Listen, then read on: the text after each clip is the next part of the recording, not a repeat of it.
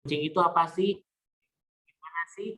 Nah, maka di kesempatan sore hari ini kita akan sama-sama belajar, kita akan diskusi tentang teknik coaching, tapi kita akan spesifik membahas gimana membangun percakapan coaching kepada tim. Kalau saya punya tim, gimana sih biar percakapan saya dengan tim saya itu nggak cuma kayak ngobrol-ngobrol saja, tapi percakapan saya dengan tim saya adalah percakapan yang membawa manfaat, yang membawa tim saya menuju ke masa depan, bukan fokus pada masalah, tapi fokus pada aksi perbaikan.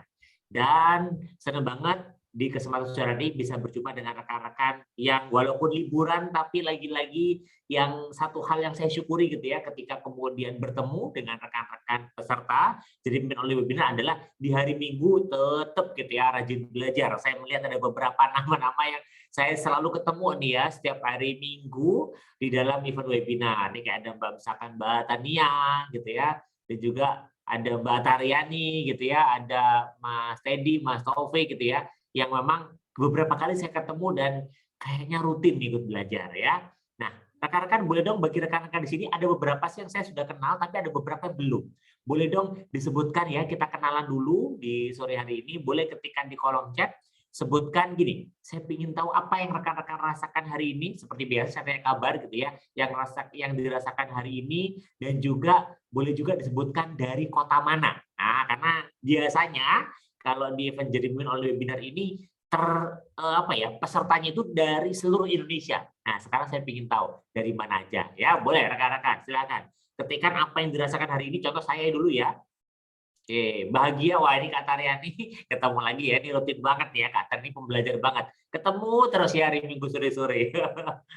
Oke, karena Lebaran. Oh, setelah Lebaran ikut lagi event leadership ya. Karena kita cukup vakum cukup lama ya seperti biasa. Karena ada Lebaran, liburan Lebaran ya. Tapi hari ini kita kembali bersama dengan rekan-rekan. Oke, bahagia ya. Saya juga bahagia. Oh, saya Ivan Dana. Oke, Ivan Dana. Semangat karena ketemu dan bisa berdiskusi, diskusi dengan para pembelajar dari seluruh Indonesia sore ini ya. Jadi saya sebutkan nih, Vandana saya di Depok nih sekarang ya. Oke, yang lainnya boleh ketik kolom chat. Nah, ada Mbak Ri juga. Terima kasih Mbak Ri join ya. Antusias dengan topik baru. Nih Mbak Tani juga belajar luar biasa topiknya. Dicoba semua topiknya ya. Siap-siap. Selamat belajar kembali Mbak Tania ya. Oke. Semangat Mas Ivan, saya di Bekasi. Oh Mas Hanafi, semangat Mas Hanafi. Salam kenal Mas Hanafi ya yang lagi di Bekasi ya. Oke, yang lainnya boleh dong. Boleh lainnya disebutkan juga dari mana, apa yang dirasakan hari ini, gitu ya. Dan juga sebutkan namanya, biar kita juga makin kenal, makin dekat, ya. Karena jarang-jarang kan kita ketemu dalam forum yang tentunya luar biasa ini, di sore-sore, minggu sore, di forum pembelajaran, dan kayaknya lebih asik lagi kalau kita saling mengenal. Oh, ada Mbak Esra Dewayani. Halo, salam kenal semua dari Pasar Modern, Sinpasar, Sumarekon, Bekasi. Oke, ya. Dari Bekasi berarti ya ini ya, Mbak Esra dari Bekasi. Oke, yang lainnya boleh masih ditunggu yang lainnya. Nah, sambil menunggu rekan-rekan juga, saya akan coba menampilkan apa sih yang akan kita diskusikan sore ini. Moga-moga udah kelihatan. Nah, ini boleh rekan-rekan bagi yang mau kenalan boleh, masih kita tunggu di awal ini. Mas Fahrul Razi dari Sampit Kalteng tuh kan, saya sudah menduga kok selalu dari seluruh Indonesia ya. Keren banget Mas Fahrul Razi, selamat datang dari Kalimantan Tengah ya. Selamat belajar di kesempatan sore hari ini. Hari ini kita akan ngobrol tentang teknik melakukan percakapan coaching kepada tim. Nah, karena ini saya ngomonginnya teknik, ya teknik nanti mungkin harapannya kita ada beberapa praktek ya, ada beberapa praktek. Jadi karena pesertanya juga nggak banyak, jadi harapannya nanti kita bisa praktek langsung sedikit lah ya. Kalau bangun percakapan coaching itu gimana? Ya nanti kita akan coba praktekkan dikit-dikit. Jadi sip. Ada Mas Iqbal Nugroho, saya Iqbal dari Kelapa Gading, Jakarta. Oke, ada Mbak Marwato, salam kenal. Saya di Bekasi. Oke, senang bisa jadi webinar untuk mendapat pengalaman. Terima kasih. Wih, ini kayaknya banyak dari Bekasi sepertinya ya. Banyak jadi dari Bekasi.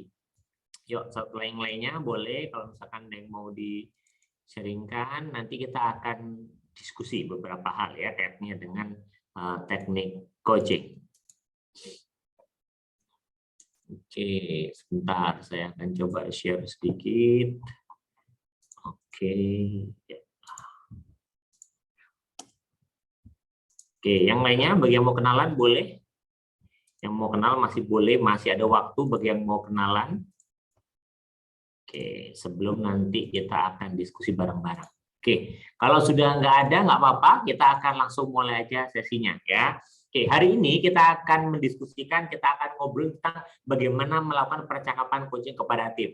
Nah, ini kita akan mendiskusikan terkait coaching, satu istilah yang mungkin sebagian dari kita di sini sudah tahu, atau mungkin ada yang masih belum dapat gambaran coaching itu apa. Maka nanti memang sebelum kita bahas tentang percakapan coaching itu seperti apa, kita akan coba mendiskusikan dulu tentang coaching. Nah, kalau misalkan nih rekan-rekan, menurut definisi rekan-rekan, istilah coaching ini apa ya? Nah, ini saya mau cek pemahaman, karena saya yakin di sini hari ini saya yakin juga nggak semuanya awam. Ada beberapa yang sudah pernah mendengar atau bahkan mungkin sudah mempraktekkan. Boleh dong ketik di kolom chat, apa sih yang rekan-rekan ketahui kalau mendengar istilah coaching? Ya, kalau mendengar istilah coaching, istilah coach itu apa? Apa yang terpikirkan atau apa yang rekan-rekan ketahui mendengar istilah coaching? Nah, dari Mas Triyono, salam kenal Mas Triyono dari Sumarekon Kelapa Gading. Salam kenal Mas Triyono ya. Oke, yuk apa yang rekan-rekan ketahui tentang coaching? Oke, pelatihan kata Mas Faru Rozi. Oke, pelatihan. Oke, pelatihan bedanya dengan training apa? Oke ya. Yang lainnya apa yang rekan-rekan pikirkan ketika mendengar kata coaching? Oke, proses development yang membahas masa depan, ownership dengan si coaching. Waduh, ini Mbak Tarani mah sudah tahu ini. Oke, makasih Mbak Taryani. Oke, memaksimalkan potensi, ya Mbak Tania benar banget memaksimalkan potensi diri, ya. Oke, caranya gimana nanti kita akan bahas. Oke, pendampingan untuk pengembangan individu atau tim. Oke, jadi kita mendampingi individu dan tim untuk mencapai tujuannya. Benar banget, wah ini kalau dilihat mayoritas ini kayaknya sudah dapat gambaran. Maka izinkan saya coba cerita sejarahnya deh, gitu ya. Saya coba cerita tentang sejarahnya yang kemudian saya temukan dari beberapa sumber yang ada. Kalau dilihat dari definisi kata coach, gitu. Kalau kita mau melakukan proses coaching, kita perlu tahu dari segi definisinya dulu. Coaching itu berasal dari kata coach. Nah, coach itu dari tahun 1610. Jadi 1610 kalau nggak salah itu di London itu sudah mulai muncul istilah coach. Coach itu adalah alat transportasi. Jadi alat transportasi. Makanya kalau rekan-rekan pergi ke naik bis, ada yang pernah naik bis gitu ya, naik bis eksekutif atau naik bis apa, nanti di sebelah kanan biasanya, sebelah kanan itu di bagian bodi bis itu ada namanya Royal Coach A, Royal Coach E. Nah, itu kalau rekan-rekan sadar. Atau kalau rekan-rekan tahu tas coach itu coba dilihat apa logonya. Seingat saya logonya itu adalah logo kereta kuda. Karena memang di tahun 1610 coach itu adalah istilah membawa atau mengangkut seseorang di dalam alat transportasi. Jadi definisinya adalah membawa orang dari satu titik ke titik tertentu. Ingat ya, berarti ada perubahan titik dari awalnya di titik A menjadi titik B. Nah, ini yang kemudian istilahnya beredar luas gitu ya. Kemudian digunakan untuk di bidang pendidikan atau di dunia pendidikan. Nah, ini kemudian Pak Erik Dehan itu bilang akhirnya dia itu mengaplikasikan gitu ya istilah itu kemudian di dunia pendidikan. Jadi simbol yang dipakai untuk menjelaskan seorang coach dalam membawa orang-orang ke tempat yang mereka inginkan. Jadi coaching itu adalah sebuah metode, sebuah cara untuk membawa orang-orang ke tempat yang mereka inginkan.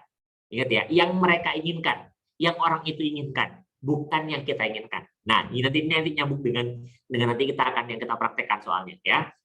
Jadi coaching itu adalah sebuah menggambarkan simbol gitu ya, menjelaskan seorang coach membawa individu ke tempat yang mereka inginkan.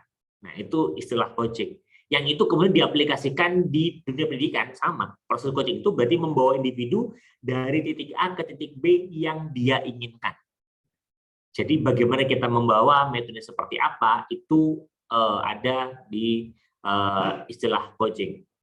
Nah, saya mau ngasih langsung aja sebuah video yang menggambarkan gimana sih coaching itu bisa bekerja terlebih dahulu. Nanti setelah itu kita diskusi ya rekan-rekan. Dari video singkat ini, kira-kira apa yang rekan-rekan ketahui dan pahami kaitannya dengan proses coaching. Ya, ini ada video tentang coaching tentunya ya, namanya juga video tentang coaching.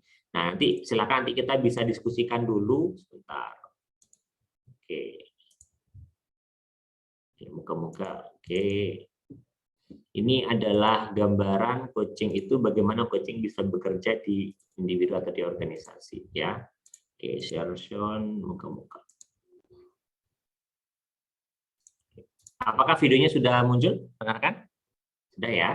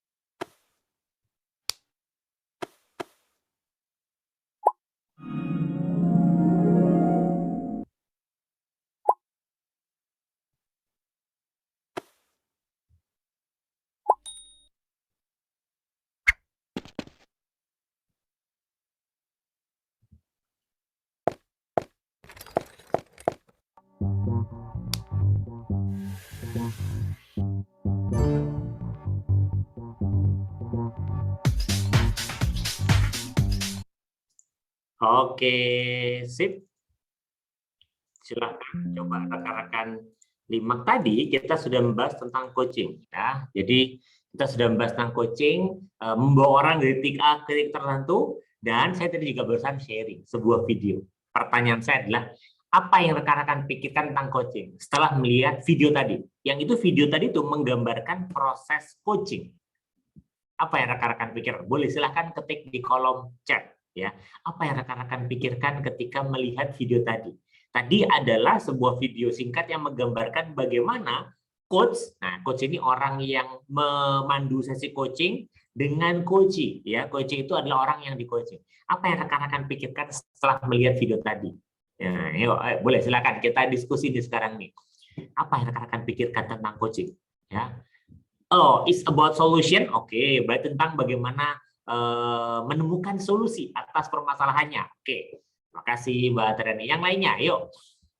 Karena benar ya tadi kalau kita di videonya ada ya solusinya ya. Tapi yang kita perlu sadari adalah coba solusinya itu siapa yang kemudian menggali. Solusinya ini siapa yang kemudian mencari. Oke, mendampingi. Nah, ya benar. Tadi ada video ya, coach mendampingi coachnya. Ya, dari awal sampai akhir, sampai si coach ini ketemu solusi. Oh, iya ternyata seperti itu. Dia mendampingi. Tapi pertanyaannya adalah, mendampinginya seperti apa? Apakah coachnya yang bergerak? Atau coachnya hanya menyimak, mengamati, mengobservasi, dan mengeksplorasi? Dari video tadi, kita bisa melihat satu hal yang kemudian itu penting dan membedakan coaching dengan training, dengan mentoring, dengan consulting, dan dengan counseling. Apa itu? Kalau kita lihat, dalam proses coaching, solusi ada dalam diri coachingnya. Solusi itu dari coachingnya. Coba kita lihat tadi. Yang menuliskan dari titik A ke titik B, yang menuliskan tujuannya, coachingnya loh ya. Nah, ini Mbak tadi bilang menggali. Ya, yang dilakukan coach adalah menggali, mengeksplor, dan mengawasi. Nanti kalau misalkan tiba-tiba dia jatuh salah, dia memberikan safety net istilah kita, atau kita menyelamatkan. Tapi dia mengamat, dia nggak ikut-ikutan, kamu naik ke atas. Bahkan tadi kalau dilihat coachnya di bawah, dia ngelihat, tapi dia dari bawah. Dia membiarkan coachnya berproses sendiri. Dia membiarkan coachnya itu mengeksplorasi solusi sendiri dan hanya menjaga proses dibutuhkan. Nah, kalau dilihat ini kayaknya kepeleset jatuh, berarti apa yang perlu dilakukan? Coachnya tanya, akhirnya, ya sepertinya saya perlu menambah tangganya. Coachnya memberikan resource-nya. Oke, ini resource-nya silakan dijalankan. Begitu terusnya sampai akhirnya coachnya bisa mencapai tujuannya. Nah, maka dari proses coaching yang tadi juga sudah kita praktekkan, bagaimana pendampingan gitu ya, Mbak tadi menggali, bagaimana menemukan solusi gitu ya, maka kita bisa menyadari satu hal, ada persepsi yang selama ini gitu ya, yang salah gitu mengenai coaching gitu. Persepsi yang kemudian ini berkembang di masyarakat luas yang kita perlu mulai sadari. Karena kalau persepsi ini ada dalam diri kita, sulit untuk kemudian kita bisa mencapai hasil yang diharapkan, yaitu membawa coaching dari satu titik ke titik yang lainnya. Yang pertama adalah berasumsi bahwa ada orang lain yang perlu diperbaiki. Wah, ini bermasalah si A ini. Oke, aku coaching. Nah, itu mindset yang salah. Karena coaching bukan tentang orang yang salah kemudian di coaching. Coaching juga bukan tentang yang orang berbuat salah. Coaching juga bukan tentang orang yang jelek, yang buruk yang di coaching. Tapi setiap orang yang ingin dibantu untuk mencapai goals-nya, itulah yang kemudian membutuhkan coaching. Maka persepsi kita adalah bukan ketika coaching orang itu, oh dia salah, dia bermasalah. Enggak. Kalau kita lihat tadi, yang di video tadi, bukan orang bermasalah juga sebenarnya. Dia cuman lagi mau mencapai tujuan, tapi benangnya kusut. Saya mau ke sana, tapi kok saya bingung ya. Saya harus mulai dari mana ini untuk untuk bisa mencapai tujuannya. Jalannya kusut coach gitu. Nah, maka coach itu membantu dan mendampingi, ya, bikin komitmen salaman. Itu pertama. Jadi dalam coaching nggak seperti trainingnya, wah dia ini nggak perform nih, saya training lah. Dia nggak bisa melakukan nih, saya mentoring lah. Dalam coaching enggak. Karena dalam proses coaching, coach itu menyadari solusi kunci dari permasalahannya itu ada dalam diri coach sendiri, dan coach itu punya jawabannya. Tugas coach adalah mengeksplor. Ya, itu yang pertama. Yang kedua, berbicara terlalu banyak. Dalam coaching, menurut International Coaching Federation, ini adalah organisasi yang menaungi saya juga. Saya adalah salah satu member dari International Coaching Federation, ya, organisasi global yang itu isinya para coach di dunia, gitu ya. Sepakat bahwa ketika kita menjadi seorang coach, itu tentang bagaimana kita menggali, kita mengeksplorasi.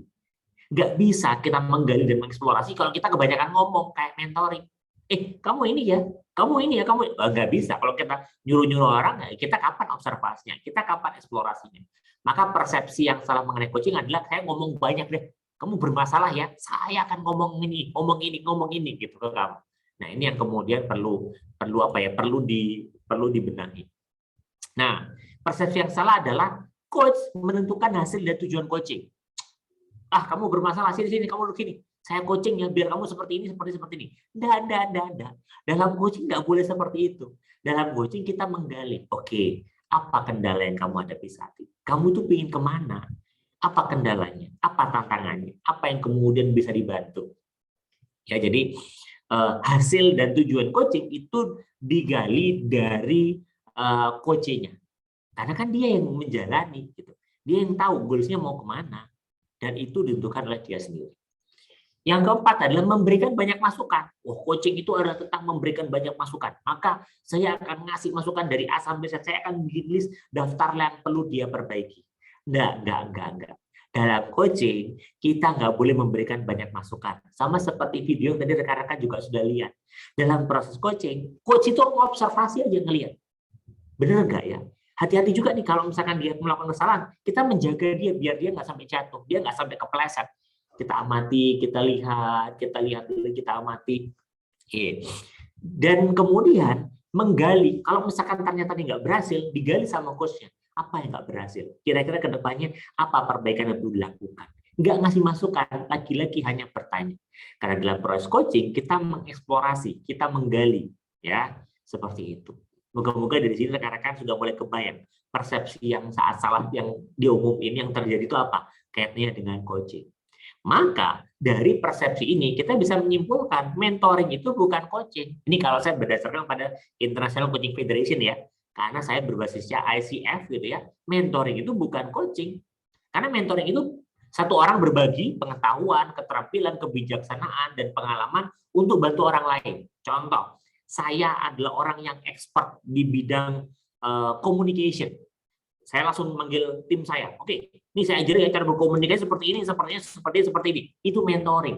Saya ngajarin, saya punya pengetahuan, saya punya keterampilan, saya punya kebijaksanaan, saya punya pengalaman berkomunikasi dengan banyak orang. Saya bagi ini semua. Itu adalah mentoring, bukan coaching. Ya, seperti itu. Oke. Selanjutnya, training juga bukan coaching. Karena training itu adalah atau pelatihan. Nah, tadi ada yang bilang ya, pelatihan atau pelatihan itu tentang mentransfer pengetahuan dan skill atau keterampilan yang dibutuhkan individu untuk mencapai tujuan tertentu. Jadi training itu bukan coaching, rekan-rekan. Karena kalau dalam pelatihan, kayak sekarang ini saya berperan sebagai trainer. Saya melakukan proses training. Maka saya berbagi pengetahuan saya, skill saya transfer ke teman-teman di sini yang hadir di sore hari ini. Ya ini namanya training gitu. Bukan coaching nggak? Bukan. Kalau saya sebagai coach beda lagi nanti itu caranya. Ya langkah-langkahnya akan seperti apa. Oke, konseling bukan coaching. Nah ini banyak nih ya. Banyak yang kemudian juga kecampur antara konseling dengan coaching. Kamu ada masalah pribadi ya? Boleh deh sini aku coaching. Akhirnya kecampur dengan konseling. Ada sih memang cabang dari coaching itu namanya life coach, tapi tetap berbeda. Berbeda di mana? Kita lihat dari definisi konseling. Konseling itu atau penyuluhan, suatu proses pemberian pertolongan atau bantuan yang dikerjakan oleh seorang ahli disebut konselor kepada individu yang mengalami berbagai macam masalah, yang ujung-ujungnya adalah harapannya bisa teratasi masalah yang dihadapi oleh klien.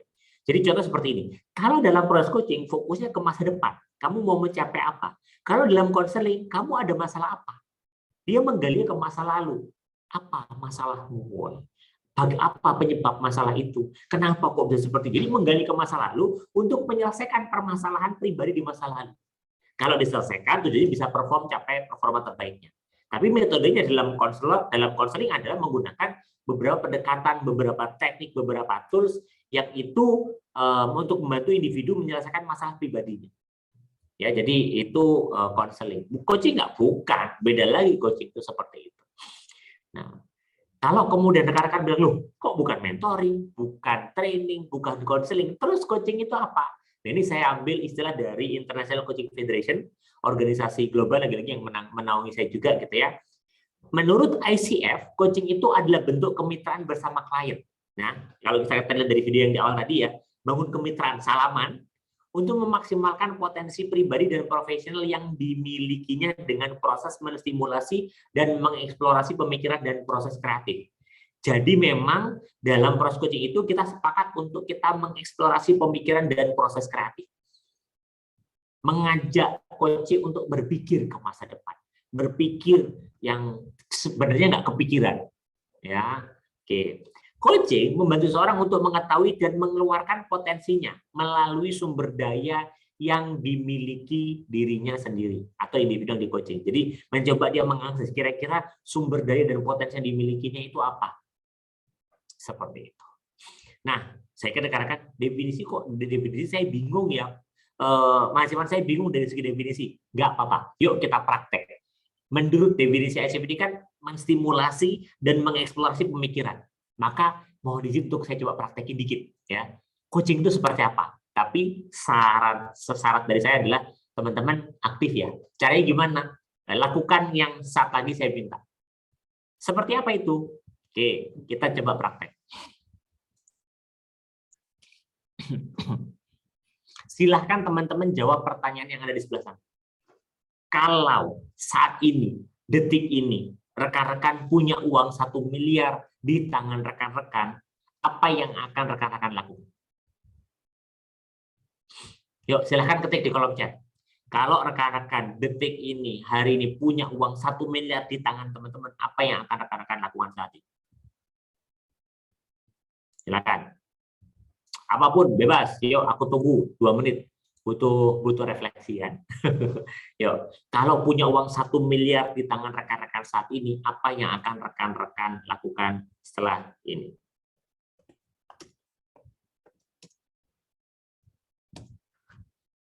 Yuk, aku tunggu, nggak apa-apa.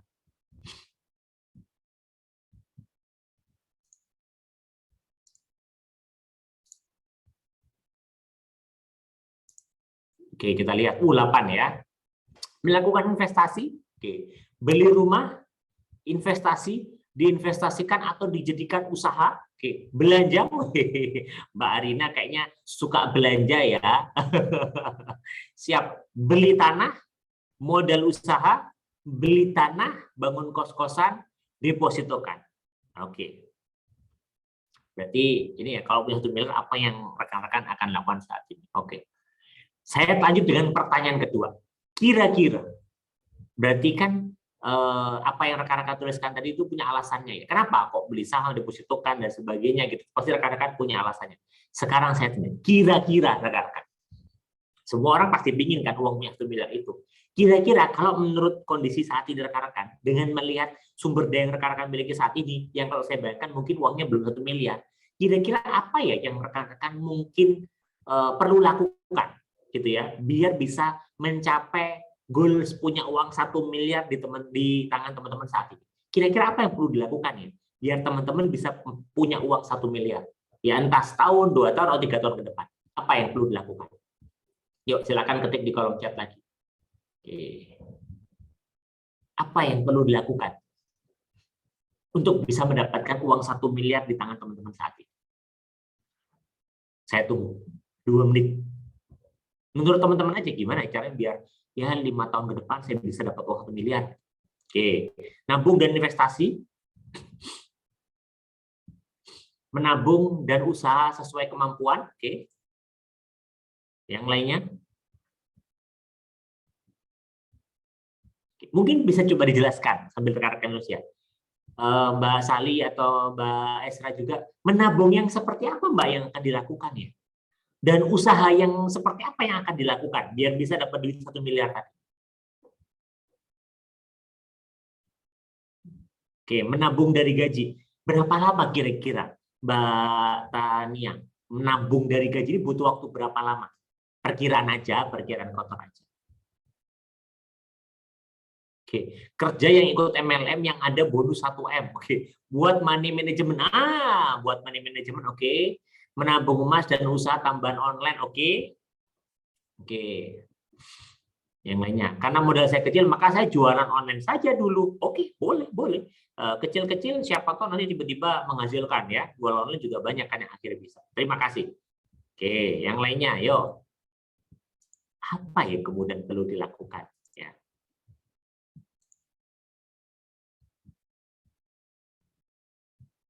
Oke, sip.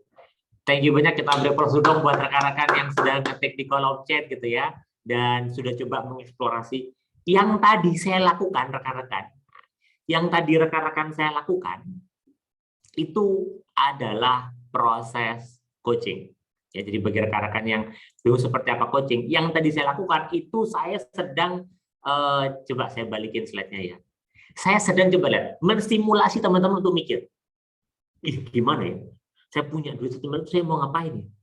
Yang mungkin sebelumnya nggak kepikiran gitu ya, akan melakukan hal itu, investasi, akan melakukan misalkan main saham gitu ya, tapi jadi terstimulus kan. Dan setelah itu saya tambah pertanyaan kedua, saya explore pemikiran teman-teman. Kira-kira mau ngapain? Oh, sampai kepikiran itu ya tadi ya, mau jualan online Mbak Esra gitu ya. Terus Mbak Tania mau bikin money management. Oke. Mungkin sebelum ditanya seperti tadi, nggak kepikiran sebelumnya, karena kita sibuk dengan aktivitas kita, sibuk dengan rutinitas kita, tapi itulah yang disebut proses coaching. Makanya kalau dalam coaching itu, coachnya atau orang yang di coaching itu akan pusing, karena memang yang harus berpikir dia sebenarnya.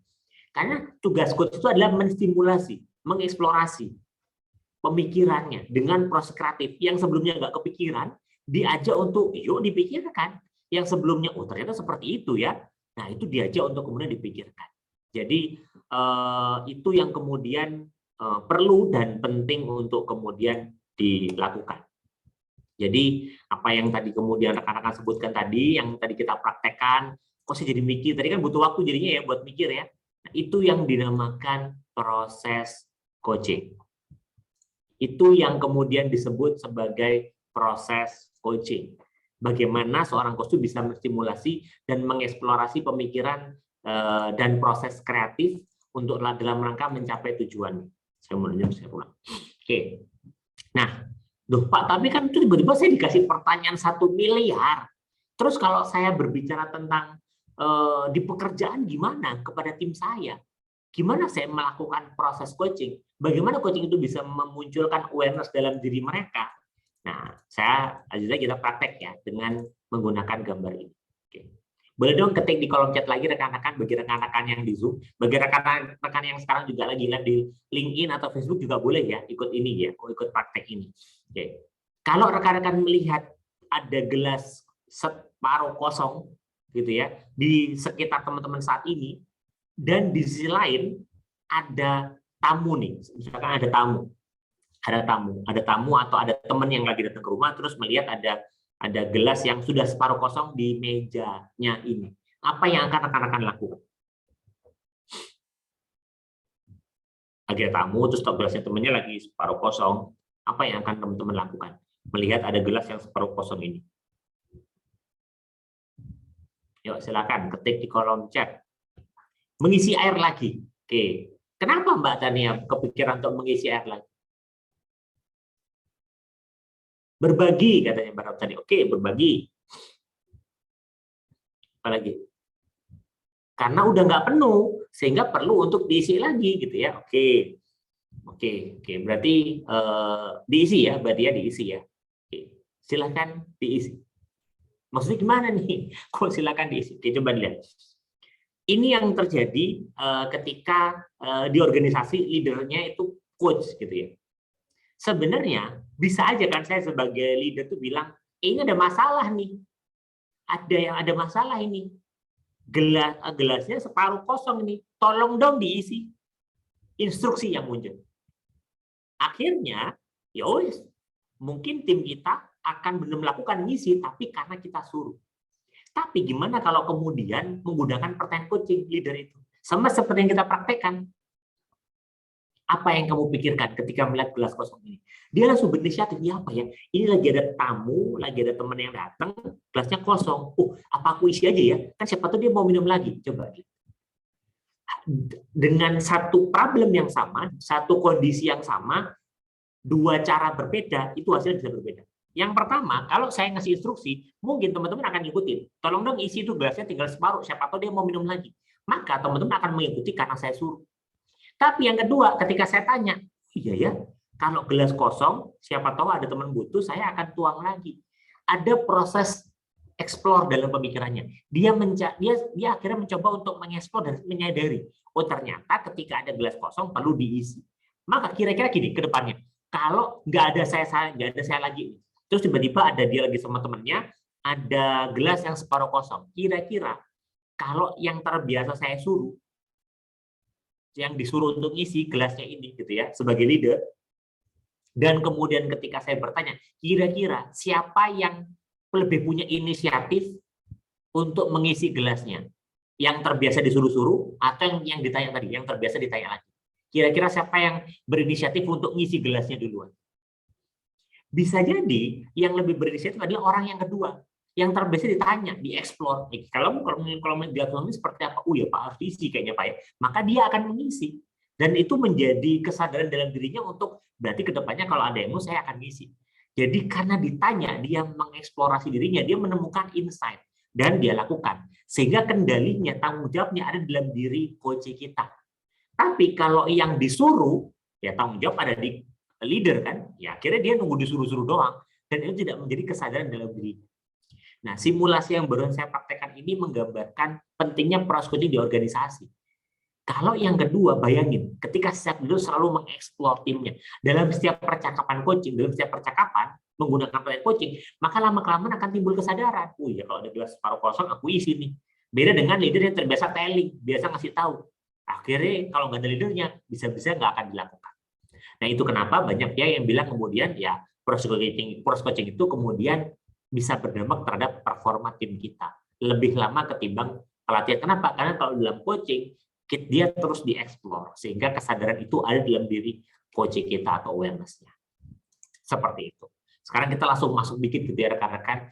Terus gimana caranya biar saya bisa melakukan coaching bisa berdampak gitu. Nah, Joseph O'Connor dalam bukunya berjudul How Coaching Work itu bilang ada 4 prinsip dalam proses coaching. Kalau kita berbicara coaching itu ada 4 prinsip yang perlu ada. Yang pertama, coaching itu berbicara perubahan. Apa yang berbeda diri Anda saat ini dengan masa depan? Itu selalu seperti itu. Karena berbicara perubahan, apa yang akan dilakukan ke depannya, apa improvement yang akan dilakukan, selalu ditanyakan, maka perubahan itu menjadi penting. Yang kedua, kepedulian. Seorang coach itu harus peduli dengan timnya. Kalau nggak peduli ya, timnya nggak akan benar-benar engage atau dekat dengan dia. Sehingga ketika ditanya pun dia malah ogah-ogahan untuk menjawab. Yang ketiga, dalam proses coaching harus selalu ditarik pembelajaran. Apapun kondisi coaching kita saat ini, kita tarik pembelajaran. Oh ya Pak, ini susah banget prosesnya. Apa pembelajaran yang kamu dapatkan dari proses yang susah itu? Apa pembelajaran yang kemudian kamu dapatkan yang itu kemudian bisa kita terapkan untuk kedepannya, biar hal yang sama nggak terulang lagi. Itu yang ketiga. Yang keempat, coaching itu tentang membangun hubungan. Kalau kemudian kita tadi sudah ngobrol, di awal juga ada videonya, coach itu banyak bertanya. Maka bayangin kalau kita ditanya sama orang yang hubungannya nggak baik dengan kita pasti akan ogah dieksplor sama orang yang kita nggak punya hubungan baik dengan dia.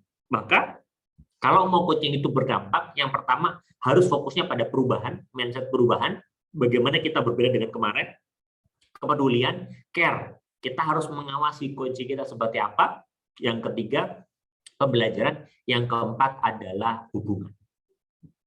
Nah, terus kalau berbicara percakapan coaching, Pak, ini kan materi kita tentang teknik melakukan percakapan coaching. Dari mana saya harus mulai? Mulai dengan memperbaiki cara bertanya. Contoh, dalam proses coaching, pertanyaan itu berfokusnya selalu pada solusi. Jadi kalau kita lagi ngobrol nih ya, kita selalu mengajukan pertanyaan yang fokusnya itu ke solusi, bukan pada masalah. Kenapa? Karena dalam coaching fokusnya ke masa depan. Coaching itu nggak fokus pada masalah di masa lalu. Ya sudah, yang sudah di masa lalu yang sudah selesai, biarlah sudah selesai. Kita fokusnya ke masa depan. Maka kalau kita mau membangun percakapan coaching, pertanyaan kita bukan yang sebelah kiri, ini yang kiri salah nih ya. Apa masalahnya? Wah, dalam coaching itu nggak peduli apa masalahnya, tapi apa hambatan yang dirasakan. Beda ya. Apa masalahnya? Bisa jadi coaching kita itu akan fokus pada mencari siapa penyebab masalah dia. Tapi kalau fokus pada solusi, apa hambatan yang dirasakan dalam dirinya? Oke, mungkin masalahnya ada di orang lain, tapi yang kamu rasakan sekarang apa hambatannya? Kita mencoba menggali, explore dalam diri coaching kita. Terus Apa yang menjadi penyebab masalah Anda? Wahai, cari-cari penyebab. Orang kalau bicara cari penyebab, alasan itu banyak rekan-rekan. Kita tanya ke tim kita deh, apa penyebab masalah kamu? Itu Pak, unit lain bermasalah. Unit lain seperti ini, unit lain seperti itu. Orang itu rese Pak. Cari penyebab masalah dia itu biasanya menuju pada orang lain. Tapi dalam coaching, nggak fokus pada penyebabnya. Oke, masalahnya ada seperti ini. Gimana kamu mengatasi hambatan itu ya? Pertanyaan itu fokus pada solusi. Oke. Yang ketiga, mengapa hal ini menjadi masalah buat kamu? Kenapa ini jadi masalah buat kamu? Oke, digali masalahnya gitu ya. Sibuknya pada masalah. Dalam coaching, oke, kira-kira dari obrolan ini kamu tadi kan sudah cerita ya, masalah kamu itu banyak. Kira-kira apa yang ingin kamu dapatkan dari obrolan kita ini? Oh, langsung berpikir, iya apa yang mau saya dapatkan ya gitu. Beda. Fokus pada solusi itu beda dengan fokus pada masalah, sangat-sangat berbeda. Oke, terus kalau fokus pada masalah lagi nih contohnya. Berapa lama kamu mengalami kesulitan ini? Wah, dia malah curhat ini. Orang ditanyain masalahnya bisa curhat panjang lebar. Pengalaman saya gitu ya, kalau kita salah bertanya itu bisa 40 menit dia curhat tuh masalahnya tuh. Dalam proses coaching, dia enggak, kita tanya berapa lama mengalami enggak. Oke, apa pelajaran yang kamu dapatkan dari cerita yang tadi kamu sudah sampaikan dari obrolan kita nih yang sudah setengah jam ini, apa pelajaran yang kamu dapatkan? Kita coba ngajak dia untuk menarik pembelajaran, bukan fokus pada masalahnya, fokus pada solusi yang itu mengembangkan diri dia. Wah, lagi nih ya, pertanyaan fokus pada masalah. Menurut kamu siapa yang disalahkan? Woi, ini sudah ada siapa yang disalahkan? Nyari siapa yang benar, siapa yang salah. Padahal nyari siapa yang benar, nyari siapa yang salah itu nggak menyelesaikan masalah, itu memunculkan masalah baru. Maka dalam proses coaching kita jangan fokus pada mencari siapa yang salah, siapa yang perlu disalahkan. Tapi kalau dalam coaching bukan nyari siapa yang disalahkan. Oke, misalkan dia sudah cerita nih ya, ya Pak masalah saya ini nih. Kita nggak bertanya siapa yang disalahkan. Oke deh, masalah itu emang ada deh. Saya menyadari yang kamu rasakan. Kira-kira apa support atau bantuan yang kamu butuhkan untuk kita bisa menyelesaikan masalah itu? Wih, beda ya. Kalau yang sebelah kiri kita tanyakan, orang itu bisa jadi akan makin emosi. Coba dilihat, dari segi intensi emosinya ya, pertanyaan yang fokus pada masalah itu kayak terkesannya jadi memunculkan perasaan emosi lagi. Apa masalahnya? Wah, marah dia. Ini masalahnya, Pak. Ini masalahnya. Oke. Apa yang menjadi penyebab masalahnya? Wah, emosi lagi. Tapi kalau fokus pada solusi, sadar atau tidak rekan-rekan, itu membuat otak kita atau pikiran kita itu jadi berpikir, iya, ke depan aku harus ngapain? Dia akan diajak untuk keluar dari masalahnya. Kalau saya menggunakan pengandaian ya rekan-rekan ya, dalam proses coaching, yang orang yang kita coaching itu seringkali kayak orang lagi tenggelam ya. Maka yang kita lakukan adalah bukan ketika dia tenggelam, dia mencari penyebab masalah ini yang bikin aku tenggelam siapa ini? Ini sungainya ini kenapa di sini? Ini kenapa ada kolam di sini? Kita tidak mengajak dia untuk menyalahkan keadaan, tapi kita mengajak dia untuk ya sudah, kamu sudah tenggelam, ayo keluar. Kamu sudah tenggelam nih, sudah cari aja apa yang bisa kamu dapatkan di sekitar kamu untuk menyelamatkan kamu dari tenggelam itu. Kita nggak lagi ngubuk-ngubuk tenggelamnya dia kenapa. Kita menyelamatkan, oke, kamu apa yang bisa dilakukan biar kamu nggak tenggelam, biar kamu segera bisa selamat dari tenggelam itu. Nah, makanya memang berhati-hati dalam bertanya itu menjadi keterampilan yang penting ternyata. Kalau kita dalam membangun percakapan, jangan sampai kita nih sebagai sahabat yang mau nolong teman kita yang lagi curhat, lagi tenggelam, kita ikut tenggelam dalam masalah dia. Akhirnya apa? Kita tergerak untuk ikut ngomongin orang, kita ikut ngomongin negatif tentang orang, dan ini berbahaya. Ya, maka seorang coach harus tetap di pinggir meskipun coachnya tenggelam. Untuk apa? Untuk melihat, mengobservasi sekitar, dan menggali kira-kira apa yang bisa dilakukan oleh coachnya ini untuk selamat dari tenggelamnya dirinya itu. Moga-moga dari sini rekan-rekan sudah dapat gambaran. Lagi-lagi, oke Pak, saya mau dapat gambaran, berarti pertanyaan fokus pada solusi. Tapi Pak, kalau saya mau ngebangun percakapan dengan tim, saya harus ngomong apa? Nah, untuk membantu menjawab pertanyaan teman-teman itu, ada metode namanya GROW. Ini metode yang populer dan sudah banyak dipakai gitu ya. Tapi tetap powerful, walaupun ini sudah banyak dipakai ya. Grow coaching model itu dipopulerkan oleh business coach gitu ya, Graham Alexander, Alan Fitz, sama Sir John Wetmore. Itu tahun 1980. Ini adalah metode bertanya yang biasanya dipakai Jadi kalau dalam coaching itu kan sangat berhati-hati dalam bertanya. Karena pertanyaan dia itu mengeksplor pikiran, mengaktifasi pikiran dari coachnya atau lawan bicara. Maka ada namanya framework berpikir. Framework bertanya kok, framework berpikir. Framework bertanya yang kemudian bisa kita gunakan untuk kita mulai menggali dari lawan bicara kita. Jadi yang pertama adalah grow itu yang pertama goals. Apa yang hendak Anda capai. Setelah itu kemudian reality, apa yang terjadi saat ini. Terus kemudian apa saja pilihan-pilihan yang Anda miliki saat ini. Terus yang keempat adalah way forward atau will. Apa yang akan dilakukan ke depannya. Jadi sebenarnya kalau dibilang, pertanyaan coaching kayaknya banyak, tapi intinya 4 ini. Nanti ada metode banyak lagi di luar sana gitu ya. Metode coaching, metode pertanyaan coaching itu banyak frameworknya. Tapi intinya 4 ini. Tanya tujuanmu mau kemana, sekarang kondisimu seperti apa, terus apa saja yang akan kamu lakukan atau bisa kamu lakukan, terus apa hal konkret yang akan kamu lakukan ke depannya. Intinya itu dong, 4 pertanyaan itu. Dan ini yang nanti coba kita akan praktekkan. Ya, nanti kalau boleh izin, saya minta 1 orang atau 2 orang untuk berpraktek lah ya, kira-kira seperti apa sih simulasi proses coachingnya. Kalau saya boleh ambil gambar dikit seperti ini rekan-rekan. Gambarnya seperti ini. Ini kalau kita lagi ngobrol ya, misalkan kita sama orang yang lagi nongkrong, lagi ngobrol gitu ya. Kan kadang kita sering kali ngobrol bercakap-cakap dengan teman kita gitu ya. Sebenarnya kalau dibilang gimana caranya biar ketika kita lagi ngobrol sama teman kita itu nggak cuma ngobrol ngalor ngidul atau kesana kemari, tapi ngobrolnya itu dalam framework coaching sehingga dia keluar dengan insight, dia keluar dengan solusi baru. Ada 4 langkahnya. Ini sudah kasih nomor urut ya. Ingat di awal itu coaching itu membawa orang dari titik A ke titik B. Nah, untuk membawa orang itu ada 4 langkah bertanya. Yang pertama adalah ketika teman kita mulai cerita nih, wah aku cerita panjang lebar A, B, C dan sebagainya. Tanyain ke dia, apa yang kamu harapkan bisa dapat dari obrolan kita ini. Apalagi kalau dia sudah curhat ya. Ya nih aku tuh pusing, lagi ada masalah nih, masalah sama bos nih, bos ngasih kerjaan banyak banget. Oke, tanyain, apa yang kamu harapkan bisa dapat dari obrolan kita ini.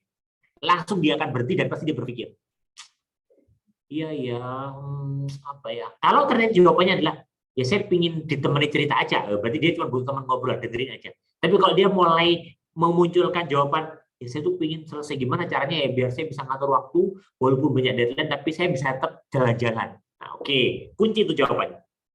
Terus tanyain pertanyaan nomor 2. Oke, kamu tadi kan bilang pingin ada waktu di tengah banyaknya deadline dan bisa jalan-jalan. Memang sekarang kondisinya gimana sih? Dan apa hambatan yang kamu rasakan? Iya, hambatan yang aku rasakan nih kayaknya waktu nggak cukup gitu. Pagi saya malam kan WFH nih, kerja terus, nggak cukup waktu itu, habis waktu itu untuk kerja. Oke. Hambatan yang kamu rasakan apa? Ya hambatannya adalah susah cari waktunya, mau jalan-jalan, mau belajar lagi, mau gitu nggak bisa, waktunya sudah habis dibuat kerjaan. Oke, tanyain pertanyaan ketiga slide. Oke, hambatannya banyak ya memang ya. Dari hambatan itu kira-kira apa yang mungkin bisa kamu lakukan? Pasti yang pertanyaan ketiga ini akan bikin dia berpikir. Apa ya? Karena itu akan mengajak dia untuk berhenti berpikir masalah dia. Tapi apa yang bisa kamu lakukan? Ya mungkin kayaknya aku perlu mengatur waktu lebih baik lagi kali ya. Dan kayaknya aku perlu maksimalkan Sabtu Minggu. Biasa Sabtu Minggu itu capek, jadi cuma di kosan aja. Kayaknya karena aku baru jalan-jalan Sabtu Minggu, kayaknya aku perlu jalan-jalan deh ya. Dia nanti akan dipaksa untuk melihat ke depan apa yang bisa dilakukan. Setelah itu bungkus dengan pertanyaan keempat. Oke, tadi kan kamu sudah ngomong ada beberapa hal nih ya yang kamu lakukan. Oke, apa sih langkah konkret yang akan kamu lakukan setelah ini? Woi, pasti langsung ya mungkin aku perlu ngatur waktu, perlu komunikasi dengan atasan. Dia pasti akan ngomongin langkah konkret. Jadi dari percakapan simpel, kalau itu frameworknya sudah sesuai, itu bisa jadi obrolan yang bermakna loh. Karena nggak cuma ngomongin masalah, tapi obrolan itu diatur sedemikian rupa untuk bisa mencapai suatu solusi tertentu. Jadi ini adalah 4 pertanyaan coaching yang bisa rekan-rekan gali pada saat rekan-rekan misalkan ngobrol gitu sama temennya, sama rekan-rekan di sekitarnya, dan pingin biar percakapan itu bisa seperti percakapan coaching, percakapan yang berfokusnya pada solusi, bukan pada masalah. Kadang kan kita kesel ya, kalau teman kita curhat atau tim kita curhat masalahnya terus, dan kita kadang bingung, saya harus seperti apa nih kalau tim saya curhat terus, nih tim saya ini kayaknya nggak bisa move on nih, fokusnya pada masalah terus nih. Nah, kalau rekan-rekan merasa tim rekan-rekan seperti itu, yuk mulai sekarang coba digali menggunakan 4 pertanyaan ini. Coba aja. Setelah ini, coba aja langsung gitu ya ketemu di panggil timnya, ajukan keempat pertanyaan ini. Harusnya gitu ya, harusnya itu akan membuat dia nggak cuma ngomongin masalah, tapi itu akan membuat dia mulai terpikir untuk kira-kira saya harus ngapain biar saya bisa move ke depan. Wah, sesimpel ini Pak Coaching. Enggak, sebenarnya sih enggak sesimpel itu. Banyak pertanyaan, tapi tadi saya ngasih contoh simpelnya dulu ya. Tapi mungkin di waktu berbeda saya akan bisa bisa coba detailkan beberapa pertanyaan ini, pertanyaan yang dia juga sering saya pakai untuk membantu eksplorasi. Karena pertanyaan gini, untuk membantu tim kita mengeksplorasi pemikiran dia, eksplorasi kreatif itu nggak bisa beberapa pertanyaan, tapi perlu banyak pertanyaan yang itu terstruktur. Nah, ini sebenarnya dalam framework Grow itu sudah ada pertanyaan terstrukturnya. Teman-teman bisa browsing ini banyak. Tapi biasanya pakai seperti ini. Banyak pertanyaan enggak? Banyak. Makanya satu sesi coaching itu bisa biasanya 40 menit sampai 1 jam setengah. Saya biasanya kalau membawakan sesi coaching. Nge-coaching orang gitu ya. Karena pertanyaannya banyak dan benar-benar itu nanti dimasuk ke dalam pribadinya dia. Seperti apa untuk mencapai goals-nya. Tapi karena durasi, jadi mungkin mohon maaf saya nggak bisa detail satu persatu. Tapi kalau tanya intinya apa, Grow? Nah, coba lihat ya, goals, reality. Ini tuh cuman pecahan dari masing-masing cluster itu, kategori itu. Tapi kalau mau dibilang simpel, mau dijadikan percakapan ringan, sebenarnya 4 ini aja kok. Sebenarnya 4 pertanyaan ini aja yang teman-teman perlu ajukan. Mau dicatat boleh gitu ya, atau materi nanti akan saya share. Jadi 4 pertanyaan ini dengan urutannya ini ya, sudah saya kasih urutan. 1, 2, 3, 4. Jangan salah urutan, karena akan bikin coachnya bingung. Ya, pasti akan bikin coaching kita tuh bingung. Ini nih gimana urutannya. Jangan, tapi pastikan satu dulu apa yang diharapkan dari obrolan kita ini. Memangnya kondisi sekarang seperti apa, hambatan apa yang dirasakan. Yang ketiga, dari hambatan itu apa yang bisa dilakukan. Yang keempat, apa langkah konkret atau hal berbeda yang akan dia lakukan setelah obrolan ini. 4 pertanyaan ini itu adalah pertanyaan Grow yang itu kemudian sudah bisa teman-teman ajukan untuk percakapan sederhana. Jadi percakapan sederhana biar kalau saya ngobrol sama tim saya itu bisa berpikirnya ke masa depan, berpikirnya solutif. Kita kan sebenarnya sebagai leader ya, saya tuh pingin tim saya solutif Pak, gimana caranya? Ya, gimana timnya bisa solutif? Kalau kita terus-terusan ngasih solusi, gimana tim kita tuh bisa kreatif? Kalau kita tuh terus ngasih ide buat tim kita. Maka kalau kita mau tim kita kreatif, tim kita solutif, mulai dengan berhenti memberikan solusi, perbanyak bertanya dan menggali. Ya, saya ulang nih penekanannya. Kalau kita mau tim kita kreatif, mulai kurangi memberikan solusi, perbanyak menggali dan mengajukan pertanyaan yang dibutuhkan oleh tim kita saat ini. Salah satunya menggunakan framework Grow. Seperti itu, rekan-rekan. Mungkin itu yang bisa saya sampaikan di sesi webinar kali ini, karena sesaat lagi sesinya sesi tanya-jawab. Harapannya dari apa yang saya sharingkan singkat ini, rekan-rekan mulai dapat insight bagaimana sih membangun percakapan coaching buat tim kita, buat keluarga kita, buat orang-orang terdekat kita, sehingga mereka bisa move on dari masalahnya. Mereka nggak lagi berfokus ke masalah, tapi juga bisa berfokus pada solusinya. Yang itu menjadi intisari dari proses coaching yang kita lakukan.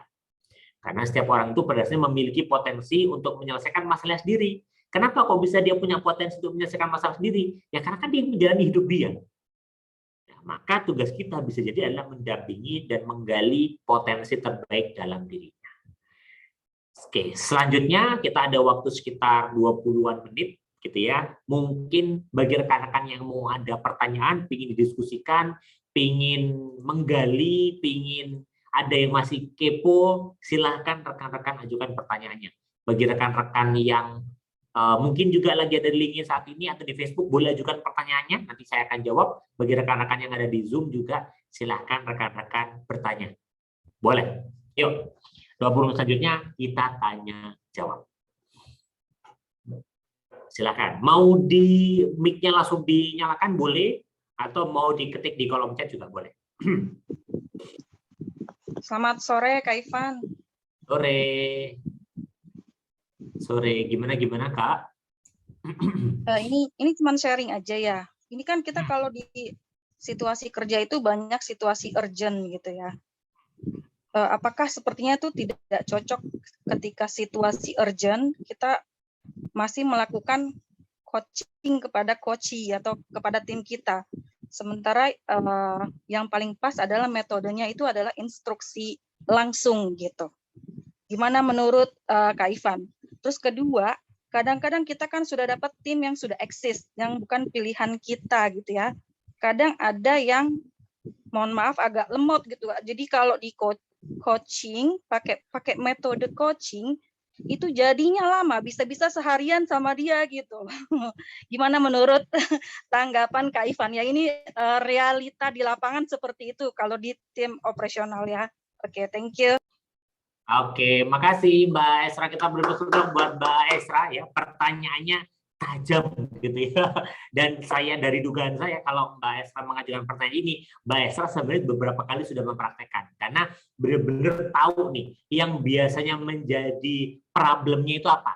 Contoh tadi, pertanyaan terkait kalau waktu saya nggak banyak, saya ini urgent.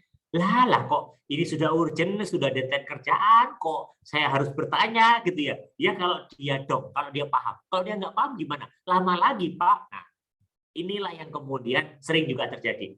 Dan saya harus bilang, coaching itu bukan berarti ini banyak kan yang baru belajar coaching. Coaching itu akan berdampak banget buat semua orang gitu ya, dalam semua kondisi. Saya harus bilang sebenarnya coaching itu adalah salah satu dari metode pengembangan. Salah satu. Artinya apa? Ada metode-metode pengembangan lain yang juga sebenarnya nggak kalah efektif juga. Contoh saya sebagai trainer ya training misalkan, sebagai mentor ya mentoring, sebagai konsultan ya consulting, atau misalkan konseling ya konselor misalkan.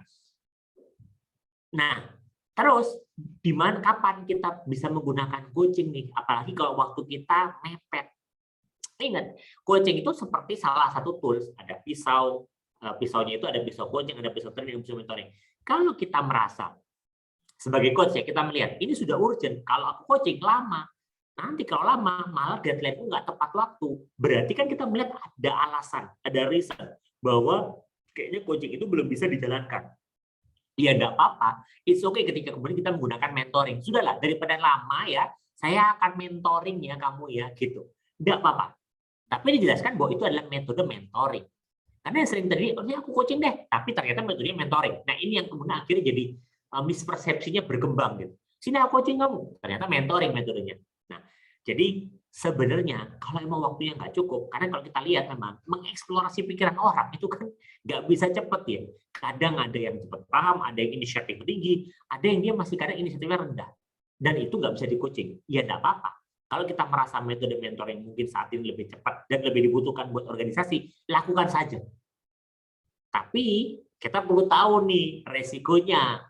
Kalau kemudian semua terus mentoring terus, kita perlu menyadari bahwa ketika orang itu di mentoring, inisiatifnya itu bisa jadi kurang. Dia bisa jadi kurang kreatif. Kenapa? Karena menunggu solusi dari kita terus kan. Nanti juga ada Bu Esra nge-mentoring saya, amanlah. Karena dia merasa adanya akan memberikan masukan dia sebagai mentor, maka dia gampang aja kan, nunggu aja nanti kalau ada apa-apa, Bu Esra lagi gitu kan, Bu Esra lagi. Sehingga pikiran kreatifnya, inisiatifnya, awareness-nya nggak kebangun. Yang sebenarnya ini bisa dimunculkan lewat proses coaching. Maka memadukan beberapa tools pengembangan itu juga menjadi penting. Dan itu yang saya lakukan dalam program pelatihan, karena saya trainer juga gitu ya. Saya nggak cuma hanya training, ada mentoringnya, ada coachingnya. Kenapa? Karena saya menyadari masing-masing metode ini punya kelebihan, punya kekurangannya. Kalau metode waktunya terbatas, mentoring dulu. Setelah itu, kalau kita punya waktu sekitar 3 hari, 4 hari, mau mengembangkan skill-nya, training. Nanti kalau mau mengembangkan dalam jangka waktu lebih luas, 3 bulan, 6 bulan, pakai coaching. Jadi sudah ada penggunanya masing-masing. Jadi nggak apa-apa, Mbak Esra, kalau emang waktunya nggak cukup dan kita melihat ada resiko, kalau saya coaching malah nggak selesai nih, ya nggak apa-apa, lakukan metode yang lainnya. Bukan berarti yang lainnya salah ya, bisa jadi seperti itu. Itu yang pertanyaan pertama. Pertanyaan yang kedua tadi, saya jadi lupa ya, pertanyaan kedua tadi apa? Oke, pertanyaan kedua tadi, apa ya Mbak Esra ya? Kok saya jadi lupa tiba-tiba? Enggak, maksudnya kalau coaching itu kan kalau di tim itu kan macam-macam orang-orangnya gitu, Kak Ivan. Maksudnya ada yang cepet mikirnya, ada yang agak lemot gitu kan. Jadi kalau yang cepet mikirnya mungkin masih bisa di coaching, tapi kalau yang agak lemot itu kadang-kadang kita lebih banyak menggunakan metode mentoring atau instruksi langsung seperti itu gitu. Benar. Terima kasih. Sama-sama Mbak Esra. Berarti sudah terjawab ya. Kalau emang kita melihat ini orang kayaknya lama gitu ya, lama untuk memahami, dan kayaknya kalau saya coaching malah bingung. Karena gini rekan-rekan, saya juga pernah nemuin gitu ya. Ada orang yang di coaching malah bingung. Ya nggak apa-apa, jangan di coaching. Karena memang kalau nanti rekan-rekan belajar ada kuadrannya. Kapan orang itu bisa di coaching, kapan dia di directing, itu ada waktunya. Tapi nggak bisa dijelaskan kuadrannya di sisi ini. Nanti ada kuadrannya itu. Kuadran kapan itu nanti akan muncul. Ada kuadrannya. Memang nggak semua orang bisa di coaching. Tapi gitu ya. Kalau kita mau orang itu mengeksplor, menaikkan apa ya, benar-benar dia bisa melakukan perubahan, gitu ya. Coaching itu bisa menjadi salah satu tools yang pas. Tapi kalau lagi ada urgent nih, dia harusnya bisa ini nggak bisa nih, ya. Terus kita butuh cepat, training aja atau mentoring aja itu lebih cepat. Ketimbang kita harus mengeksplor. Masa orang nggak tahu, Bu, ini Bu, saya lagi ngerjain deadline Bu, sejam lagi harus selesai. Tapi saya nggak tahu ini cara menggunakan tools Microsoft PowerPoint ini gimana? Masa kita gini, apa yang kamu pikirkan ketika melihat tools PowerPoint? Ya lama gitu loh. Mending langsung aja. Oke, tools PowerPoint caranya seperti ini ya. Sejam lagi itu deadline loh gitu. Jadi ya kita melihat juga. Jadi nggak apa kalau emang lemot berarti itu perlu didirecting. Memang nanti ada kuadrannya namanya kompetensi dan komitmen. Jadi kemampuan dan kemauan. Kalau kemampuannya rendah, kemauannya rendah itu directing. Jadi kalau memang kita melihat di tim kita, kemampuannya kayaknya masih belum terbentuk nih, masih orang baru. Kemauannya juga masih kayaknya ogah-ogahan, disuruh belajar jadi nggak mau nih dia. Ya sudah, directing saja atau instruksi langsung yang tadi Mbak Esra sebutkan. Itu ada kuadrannya di kemampuan dan kemauan. Nanti bisa browsing ya Mbak Esra. Seperti itu. Moga-moga menjawab ya Mbak Esra, dan selamat berproses menggunakan metode pengembangan tim. Terima kasih Kak Ivan. Sama-sama. Oke, pertanyaan. Wah, ternyata sudah banyak ya. Ini Mas Alexander. Insightful banget. Ya, makasih Mas Alexander. Nah, silakan dipraktekkan dan dicoba terusnya di timnya. Coaching itu dilakukan rutin kah? Seminggu sekali atau sebulan sekali atau ketika ada masalah atau sering mungkin? Oke. Jawabannya adalah tergantung. Tergantung dari orang yang kita coaching dan kita melihat juga. Kira-kira gini. Ini kalau rekan-rekan melihat ini juga sekalian saya menjawab pertanyaan Mas Alexander ya. Coba dilihat. Di framework grow, di bagian akhir itu ada will atau way forward. Apa yang akan Anda lakukan ke depannya? Ini yang membedakan training dengan mentoring dan sebagainya. Kalau coaching itu di belakang itu pasti ada kamu akan melakukan apa. Artinya apa? Dia nggak cuma akan ditanya solusinya, tapi dia akan ditanya untuk kamu akan mengeksekusi apa. Dan dia didorong untuk mengeksekusi.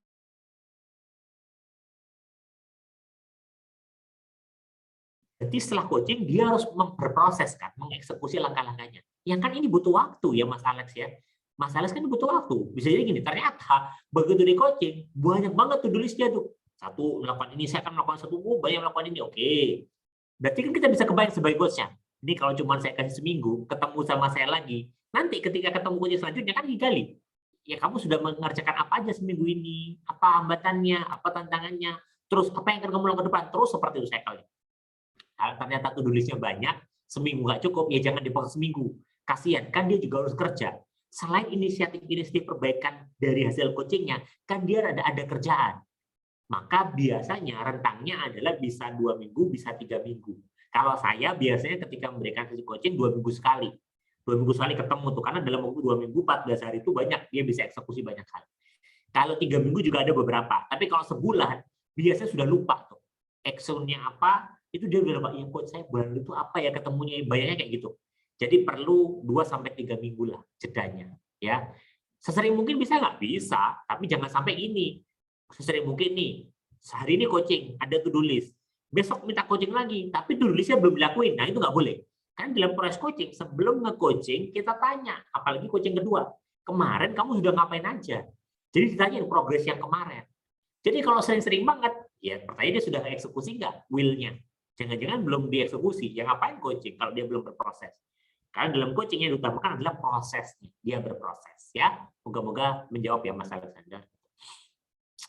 Ini Mbak tanya, apakah untuk menjadi coach itu perlu ada certification? Nah, kayak gini.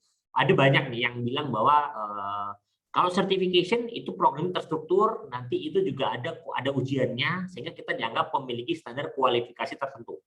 Yang ini juga saya lakukan. Saya juga sekarang certified coach dari salah satu sekolah coaching di Indonesia, dan juga saya juga member dari International Coaching Federation. Ini federasi yang menaungi orang-orang yang sudah mengambil certified coach. Itu nanti ada federasinya. Apakah perlu ada certification? Jawabannya adalah perlu punya kompetensi.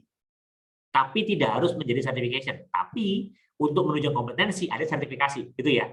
Jadi nggak harus sebenarnya, karena dulu saya ketika di perusahaan, sebelum saya akhirnya mengambil sertifikasi, saya dulu sebagai trainer di perusahaan juga sudah mempraktekkan coaching sebenarnya. Walaupun saya nggak punya sertifikasinya, saya belajar otodidak dan belajar dari buku. Saya praktekin ya, itu ada banyak salahnya juga ya sebelum saya bersertifikasi. Tapi nggak harus. Tapi kalau mau ambil sertifikasi diharapkan, karena nanti ketika ikut sertifikasi yang ngajarin ada lingkungan belajarnya, environment-nya akan mendukung untuk teman-teman belajar. Karena tadi yang seperti tadi, bertanya itu ternyata ada ilmunya. Nggak cuman ngomong yang ada ilmunya, bertanya pun itu ada ilmunya. Jadi untuk menjawab pertanyaan Mbak Tania, bisa iya, bisa tidak Mbak.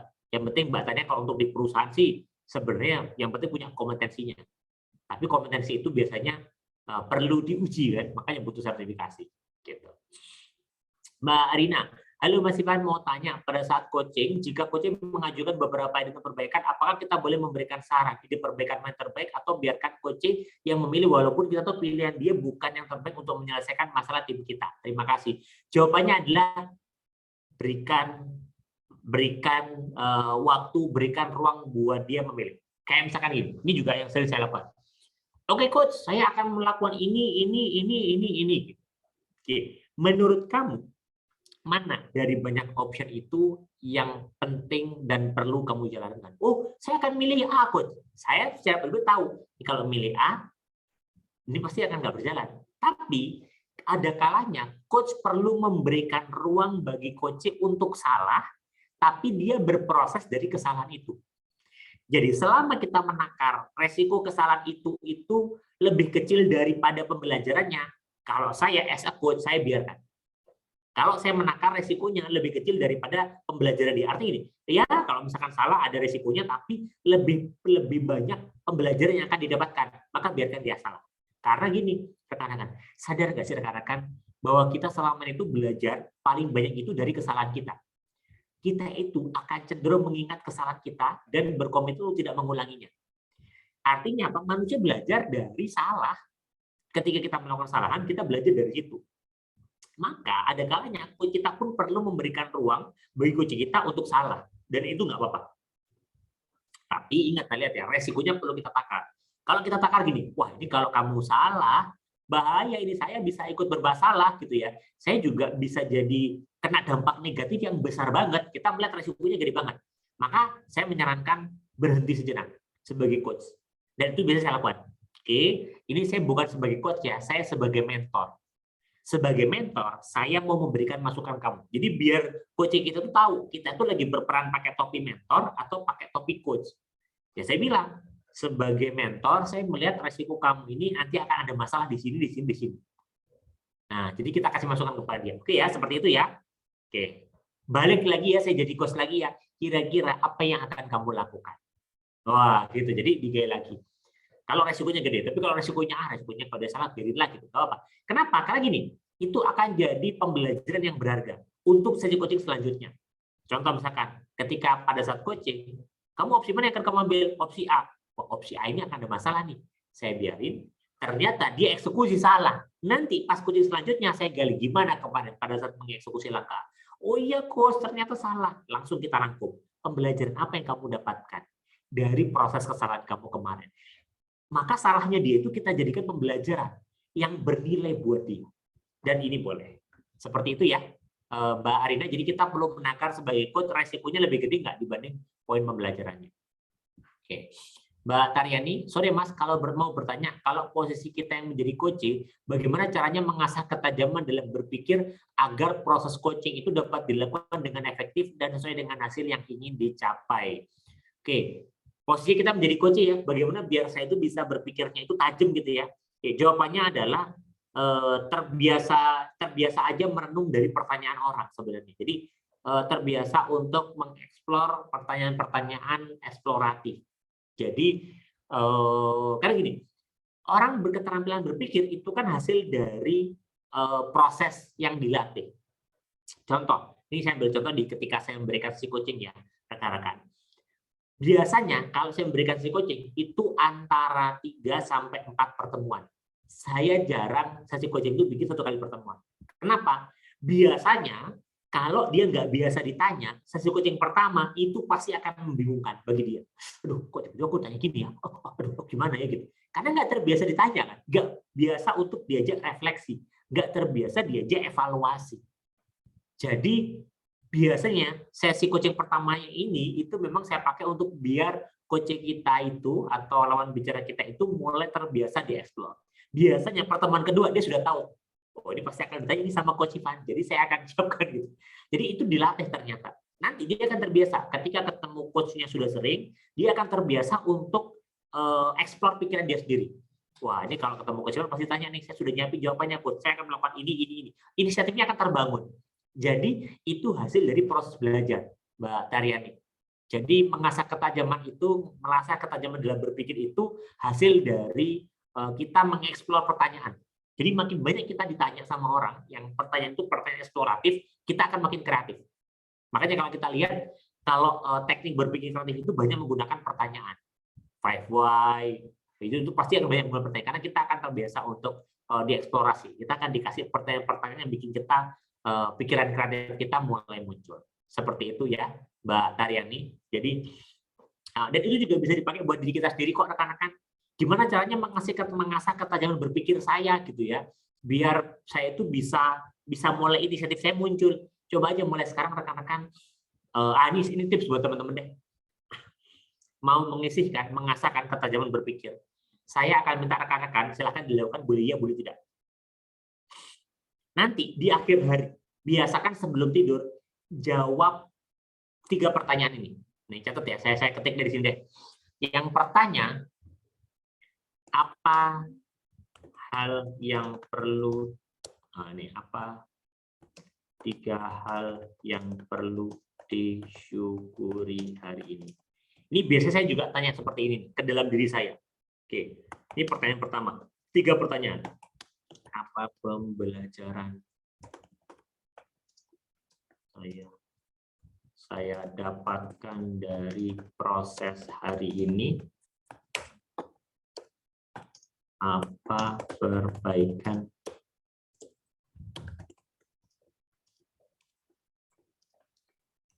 ini karena tadi Mbak Tara yang tanya ya, gimana caranya mengasah ketajaman dalam berpikir? Mulai dengan kita refleksi. Kita banyak mengajukan pertanyaan pada diri kita. Pertanyaannya apa? Coba teman-teman. Nanti ya, setelah saya coaching ini, coba teman-teman praktekkan seminggu. Seminggu praktekkan ini dia sebelum tidur. Sebelum tidur teman-teman jawab 3 pertanyaan ini. Apa 3 hal yang perlu disyukuri hari ini? Apa pembelajaran yang saya dapatkan dari proses hari ini? Apa perbaikan yang saya lakukan di esok hari? Lakukan itu 7 hari tanpa putus. Lakukan 7 hari tanpa putus. Setiap akhir hari sebelum tidur jawab pertanyaan ini. Tapi jangan cuma diajukan doang ya, tapi harus teman-teman memunculkan jawabannya. Biasakan melakukan hal itu. Nanti setelah 7 hari teman-teman posting di media sosial, mention saya. Saya ingin tahu apa pembelajaran teman-teman dapatkan. Karena ini juga saya lakukan setiap hari untuk saya mengasah. Jadi, wah para coach mah berarti kerjanya tanya doang ya. Enggak, rekan-rekan. Sebagai coach, saya itu juga punya coach. Karena kita dalam proses coaching, sebentar, mau izin jaringan agak putus sebentar. Oke. Sip, sudah. Karena saya sebagai coach pun itu butuh coach. Makanya ada dalam kami para coach itu punya namanya peer coaching. Itu kita 3 minggu sekali.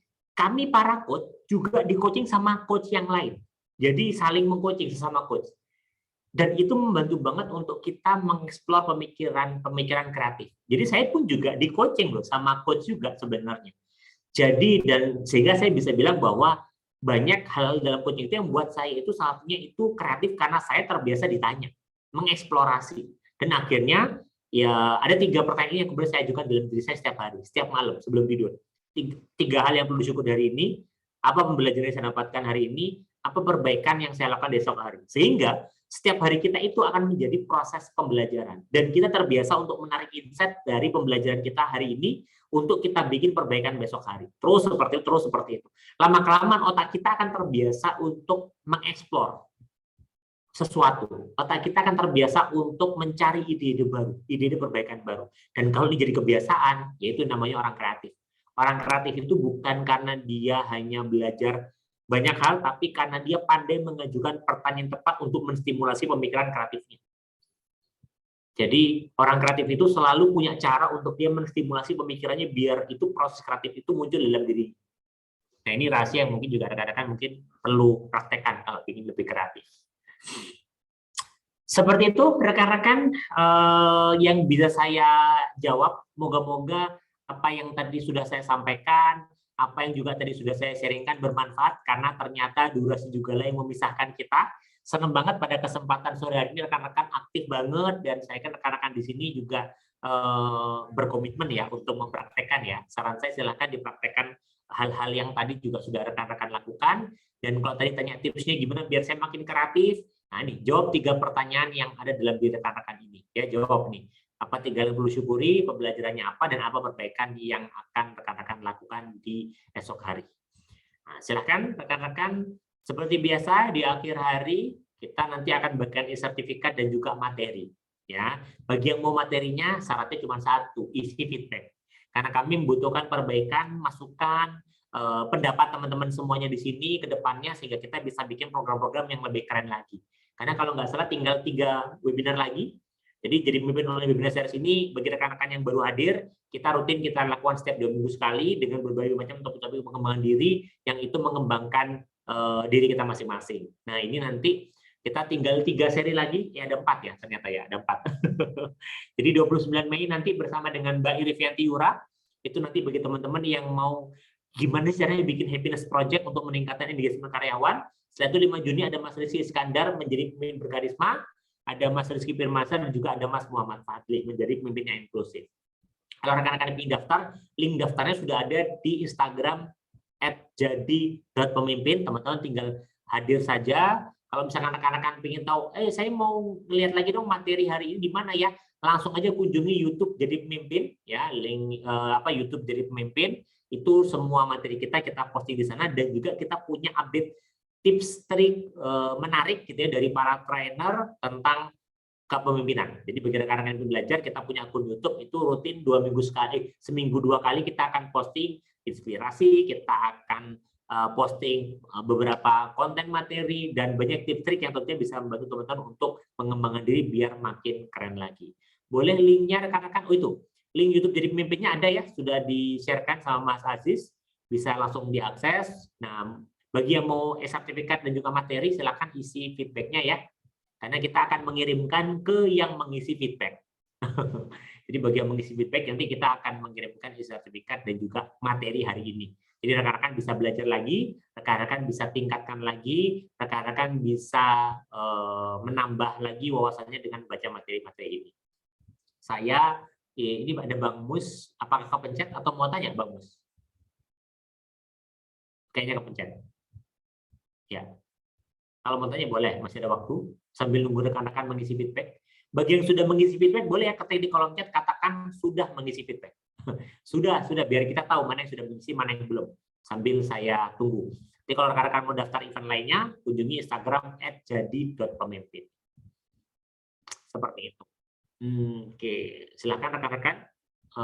Boleh diisi feedbacknya, yang sudah katakan sudah ya, yang sudah mengisi feedback.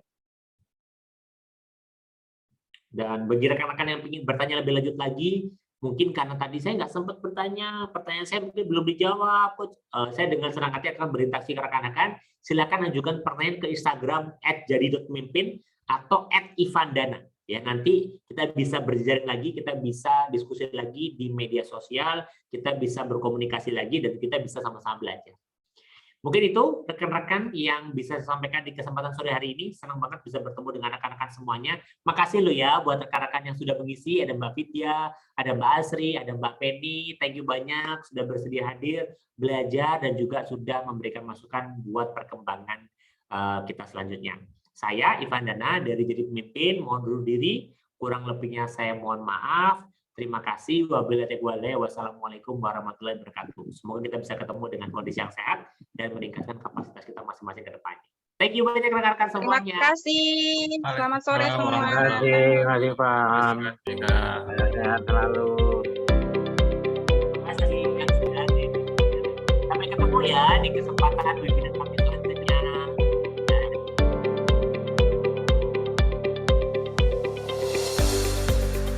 Mbak Tania sudah bersedia hadir. Sampai ketemu Mbak Tania lagi.